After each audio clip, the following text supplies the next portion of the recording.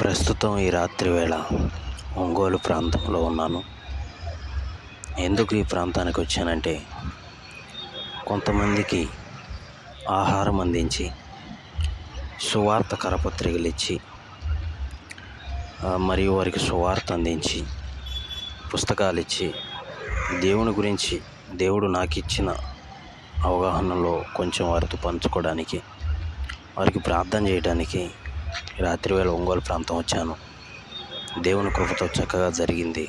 ఆయనకే మహిమ కలుగును గాక.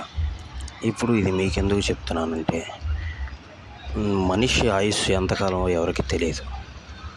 బ్రతికున్నప్పుడు అన్ని పనులు చేసుకొని అందరిని సంతోషపెట్టడం ఎలాగ ఇష్టపడతారో, మనం సృష్టించిన సృష్టికర్తను కూడా మనం సంతోషపెట్టవలసిన వారమే ఉన్నాం. ఆయన సంతోషపడే పని ఏదంటే ఇదే. కాబట్టి మీరు కూడా మీకు అవకాశం ఉన్న కొలది దేవుని పని చేయటానికి ప్రేరేపితులవుతారని ఈ యొక్క వీడియోను పోస్ట్ చేయడం జరుగుతుంది. దేవుడు అందరినీ దీవించునుగాక.